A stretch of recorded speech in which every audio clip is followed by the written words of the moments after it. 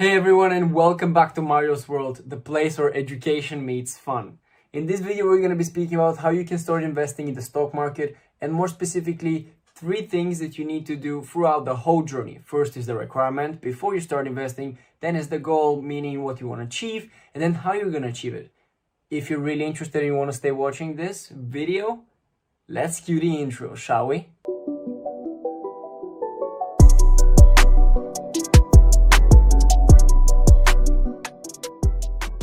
So here we have it. The first thing you need to know is you need to have a requirement beforehand. You need to have a few things already in line for you to be able to start investing. The first thing is that you need to have an emergency fund, or in other words, you need to have saved 3 to 6 months of your money beforehand to be able to just lay off if for some reason you don't have any income coming in or something happens on the lines of, you get what I mean, yeah. So basically, if something like this is super unexpected and you just have to lose your job for some reason or your income stops, you want to make sure that you have enough money in your bank account or in a savings fund so that you can survive at least 3 to 6 months. Make sure that you educate yourself a lot, like literally read as much as you can, watch as many videos as you can. Like my videos, I would say they're pretty educational. So if you want to find out more, or when it comes down to investing, you can click on the top right hand corner and get to know more about this channel and investments in general.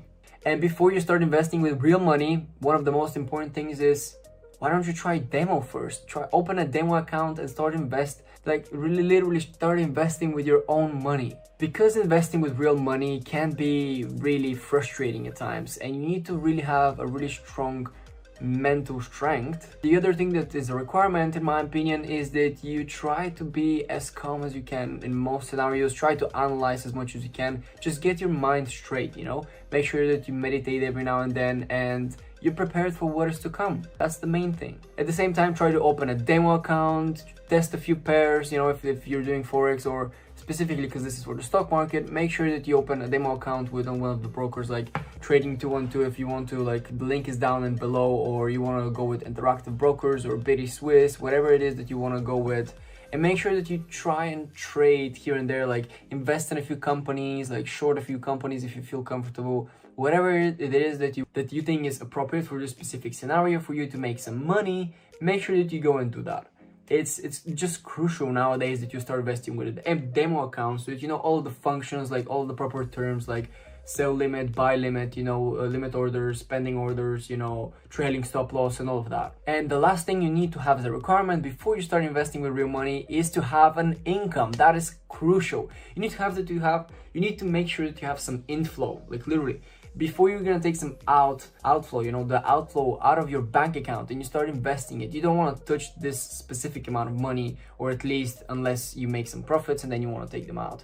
But what I'm saying is, you need to have some money coming in general, like literally make sure you have some money floating in constantly, so you don't have to think about it, whether that's rent, whether that's your job, whether that's some freelancing work that you're doing, or maybe you're already getting some money from your parents, whatever it is, or you're already getting some inheritance and so on and so on. Whatever it is, just make sure that you're getting in some money in your bank account every month, or even if you can every week or so.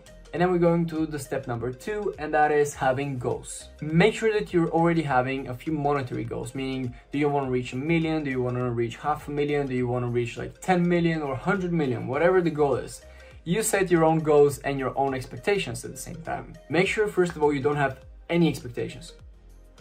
But the most important part is, don't have any expectations, but have aims. Strive for something. Aim to be the best version you can, and aim to make the biggest profits you can. And once you know already what is the specific amount that you're looking for, the question is, until what time do you want to achieve that? Do you want to achieve it in 5 years, in 10 years, in 15, 30, 45, whatever the time frame is?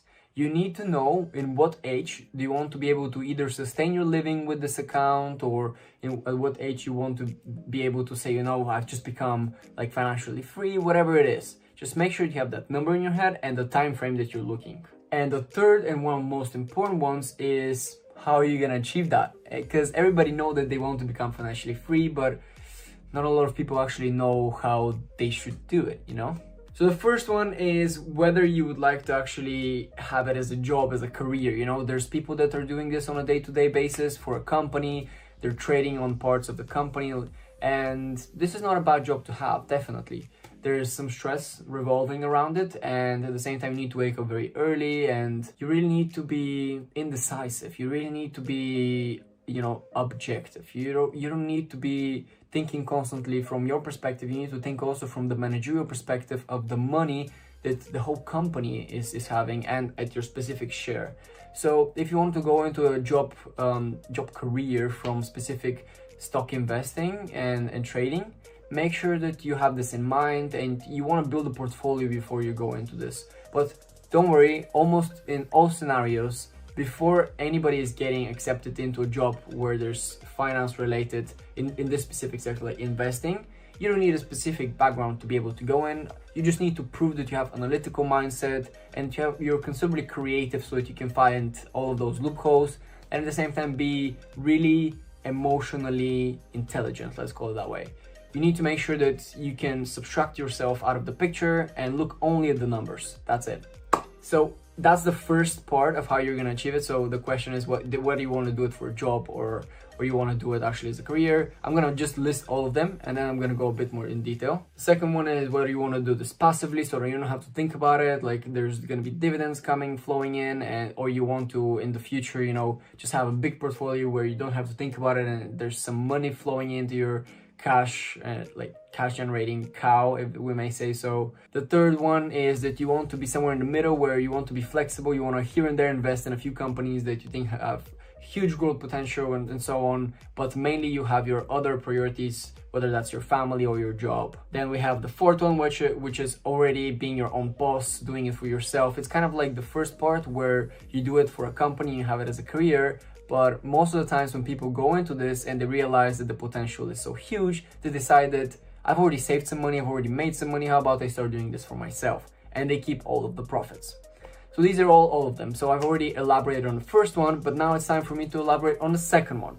This is the more passive one. So the question is whether you want to do this by month-to-month basis. You don't want to think about it. It's like basically having a manager managing your money, and literally what you want to do in this scenario is just have a specific date where you're going to automatically fill in your investing account with a set amount of money. You're not going to think about those money, and you're going to have probably like a pie. Like the best thing about trading 2-on-2 is that they allow you to have a pie. Like I'm just going to give you a quick snapshot like right here, and this specific pie, to be exact, allows you to invest in multiple companies, diversify your risk, and basically decrease your risk, and that will potentially allow you to sustain your living at the end, like in the next 5 or 10 years, however, depending on how much you put in, you can actually sustain your living, literally. So the whole idea is that you survive by having dividends, or companies being bought out and paying you more dividends, or actually, you know, having a super nice quarter and actually paying you even more dividends, or having some really good stock market gains in the long term. Like for example, I'm not really a huge fan of Tesla, but just as an example, it increased by 700%. And that's when we go to the next point, which is the third how. And that is to have some flexibility and actually invest here and there into the companies that you think have immense growth potential. And now we're speaking to those like Tesla, like Canopy Growth, you know, Zoom, Netflix, Amazon, you know, all of those companies that have really boosted themselves in the past few months or so.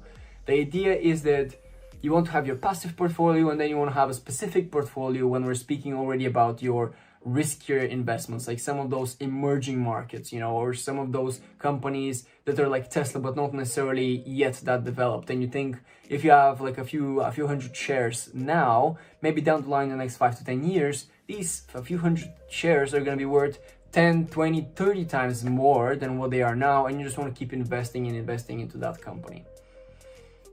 That's the whole idea about this flexible approach. And some people want to start off by being more passive, not thinking about it, doing it, and once they see actually the potential, they already go into that third specific sphere when they're speaking about the flexible. Oh, and if you've made it so far, make sure you subscribe, because I'm gonna be putting a specific spreadsheet where you'll be able to track your investments and at the same time track your personal expenses, your income, outflow, inflow, all of that, and it will really allow you to start saving and start investing. And the fourth one is where you want to do it already for yourself. And the whole idea is, as you guessed it, you're your own boss. And basically no one can tell you when to invest, how to invest, and why you should invest. The idea is that you get to keep all the profits, and that's the best thing when you think about it at the end of the day. Because if you're trading for someone else, like investing for someone else, they're gonna keep the profits. If you're doing it passively, you know, you can do it passively. If you're doing it flexibly and you want to invest into a few emerging markets, yes, you can do that. There's a couple of ways you can do it, but I personally prefer more the flexible way, and at the same time being my own boss, meaning that I would have a few portfolios where I don't have to think about them. Like one is going to be super passive, I won't have to think about it. Then I have one for emerging markets, then I have some for the trends, like all of those big companies like Amazon already trending when they've already developed, like the blue chip stocks and all of those. And then I'm going to be having one of those super risky plays where, you know, if they work out, there's going to be like 1000x on my investment in a few years or something like this. So basically make sure that you have all of those three things, like your requirements, your goals, and last but not least is how you're gonna do it. What do you want to achieve, and in what time frame, you know, and how, like, what type of trader and investor you're gonna be. So that will be it for today's video. Thank you all so much for watching. Hopefully you found something new and this was super useful to you guys. Make sure you leave a comment down below what kind of investor or trader you want to become. Make sure you follow me on all social media. I even made a TikTok for myself. It's super funny, you know, I'm literally doing it because it's funny. But at the same time, there's such huge growth potential, isn't there? So TikTok is booming nowadays. Thank you all so much for watching once again. Make sure you check out my other videos, subscribe, like if you enjoyed this video, and up to the next one.